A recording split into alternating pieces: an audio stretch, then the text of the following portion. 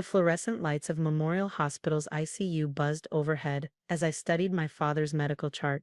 My sister Karen's voice cut through the quiet beeping of monitors, sharp and dismissive as always. "Look, just explain everything to me," she told Dr. Martinez, deliberately turning her back to me. "I'm the one making decisions here. My sister can barely understand basic biology." I continued reviewing the chart silently, noting Dad's deteriorating kidney function. After his stroke 3 days ago, the complications were mounting rapidly. The latest blood work wasn't encouraging. "She works in the hospital gift shop or something," Karen added with a wave of her manicured hand. "Couldn't handle anything more complicated than selling teddy bears." Dr. Martinez shifted uncomfortably, his eyes darting between us. I'd never worked directly with him, as he was new to the neurology department, but his discomfort was evident. "Perhaps we should discuss all treatment options as a family," he suggested diplomatically. "No need," Karen interrupted. "I have power of attorney. Mom gave it to me before she passed because, well," she gestured vaguely in my direction. "We need someone competent making these decisions." I made another note on the chart about the latest creatine levels. They were concerning. "But your sister does work at the hospital, Dr. Martinez pointed out carefully. She might have useful insight." "Please," Karen scoffed. "Selling flowers and magazines doesn't qualify her to understand brain trauma. I've got this handled. Now about these treatment options." The door opened and Lisa, one of our senior nurses, entered. Her eyes widened when she saw me. "Dr. Robb, I just need to check the patient's vitals," she stammered, catching herself.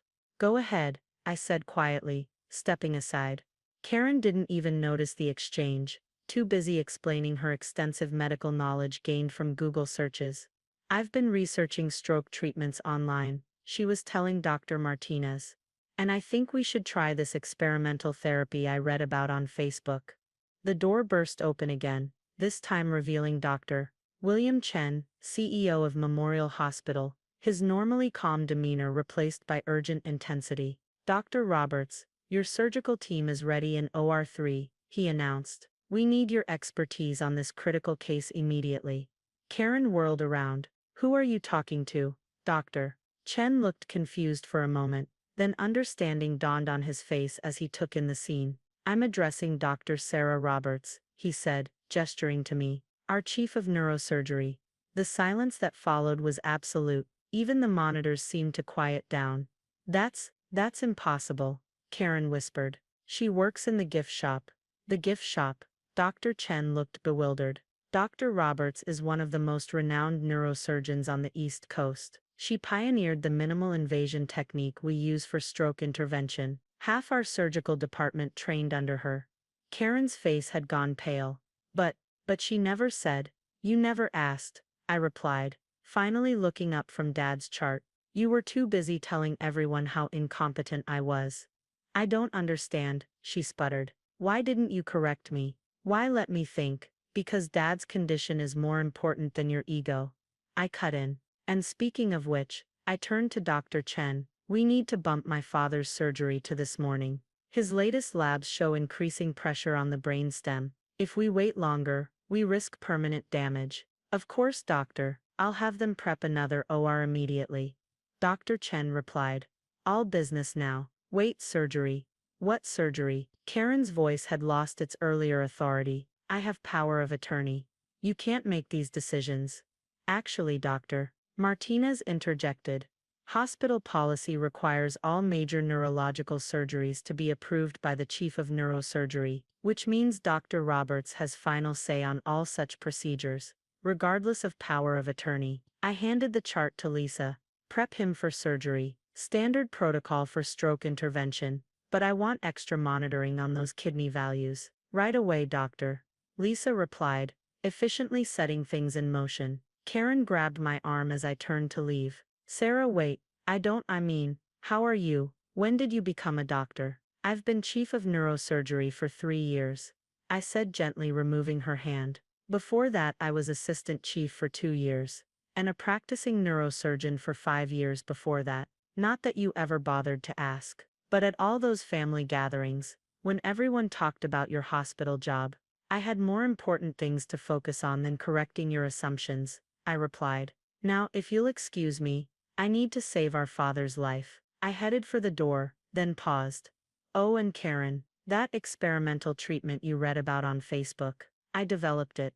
There's a plaque with my name on it in the hospital lobby, right next to the gift shop you thought I worked in. The surgical prep room buzzed with focused energy as I scrubbed in, my mind already mapping out the delicate procedure ahead. Karen's voice interrupted my concentration. You can't do this, she declared, bursting through the doors against protocol. I won't let you operate on Dad. I continued methodically scrubbing my hands, not bothering to look up. You're not allowed in here, Karen. This is a sterile environment. I'll sue. I'll report you to the medical board. Her voice cracked with hysteria. You're probably not even a real doctor. Doctor. Chen appeared behind her, looking apologetic. Dr. Roberts, I'm sorry for the interruption. Security is on their way. That won't be necessary, I said, drying my hands. Karen, look at the wall behind you. She turned to face the long corridor of framed certificates and awards. Front and center was my Harvard Medical School diploma, flanked by my board certifications and surgical fellowships. Below them hung a series of framed magazine covers, all featuring my innovations in neurosurgery. Top 40, under 40 doctors. She read aloud, her voice small. Revolutionary brain surgery technique, saves hundreds. Dr. Sarah Roberts. The future of neuroscience. Your sister has the highest success rate for complex neurological procedures in the country, Dr. Chen added. We built our entire stroke center around her expertise. Karen's legs seemed to give out, and she sank onto a nearby bench. I don't understand. All these years, why did you let us think? Because proving you wrong wasn't my priority, I replied, adjusting my surgical cap. Saving lives was. A nurse poked her head in.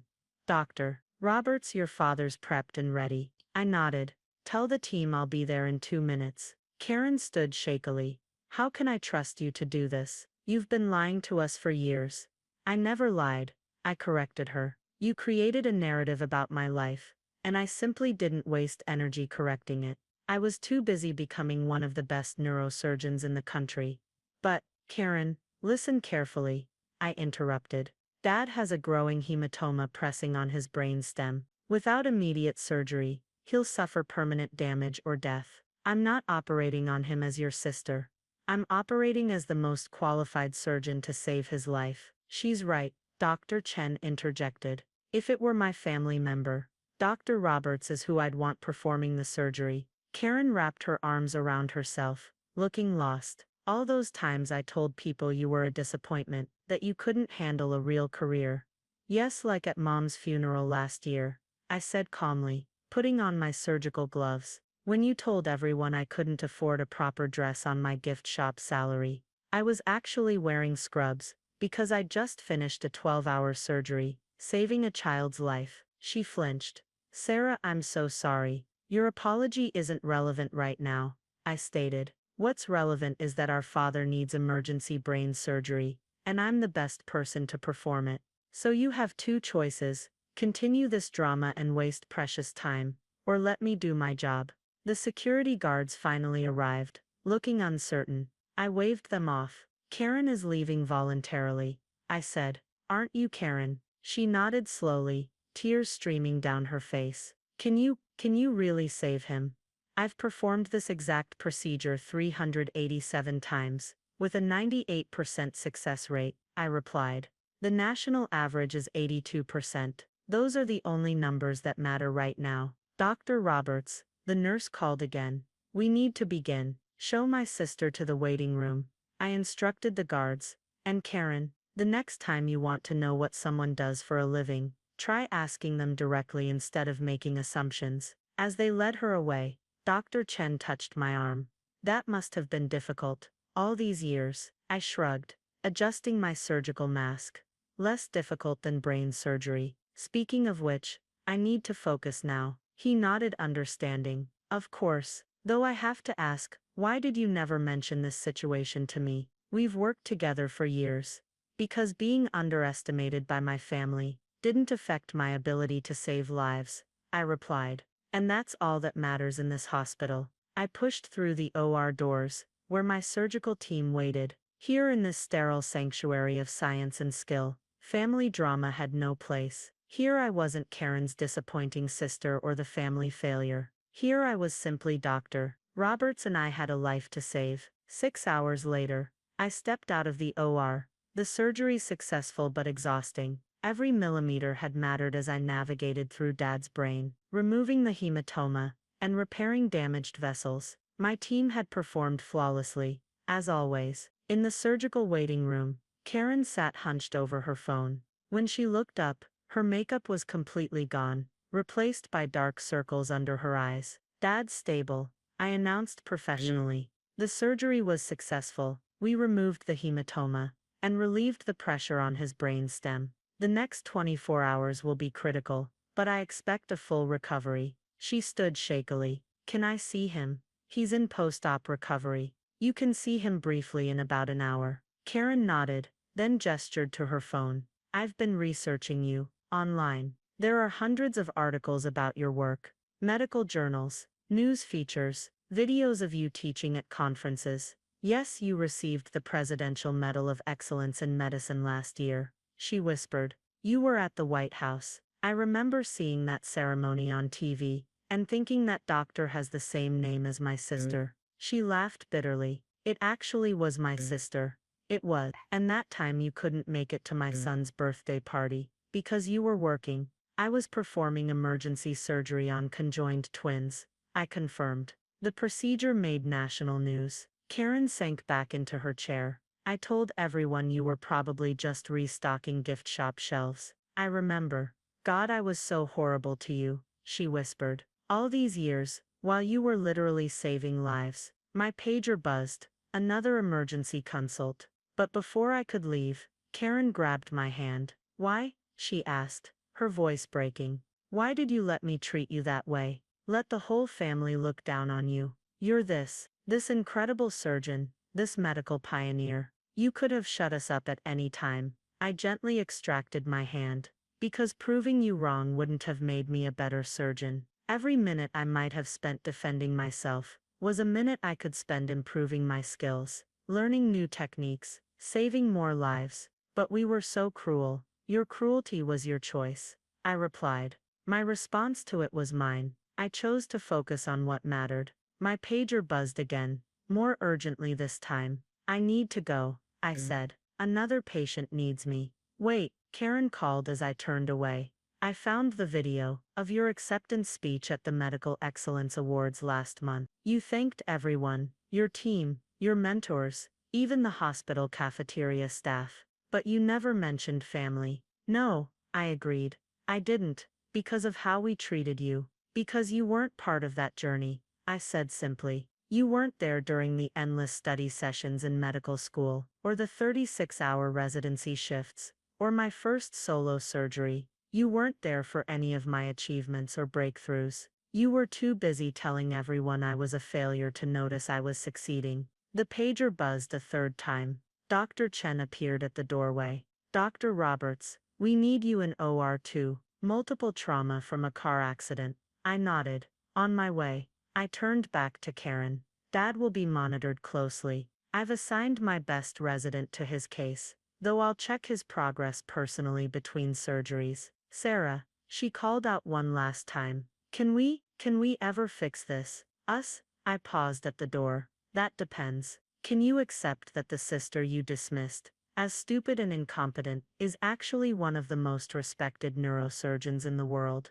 Can you acknowledge that you were completely wrong about me, not just today, but for the past decade?" She nodded tearfully. "Then maybe we can start there," I said. "But right now, I have another life to save. That's what us gift shop workers do, after all." As I hurried toward the OR, I could hear Karen's muffled sobs behind me. Maybe this would be a turning point in our relationship. Maybe not. Either way, it wouldn't affect my performance in surgery, my research, or my career. Success, I'd learned, doesn't require anyone's approval or understanding. Sometimes it just requires silence, focus, and the willingness to let people's assumptions about you become their problem, not yours. Besides, I thought as I approached the OR, minds are like parachutes. They only function when open. And today, I'd opened more than just my father's skull.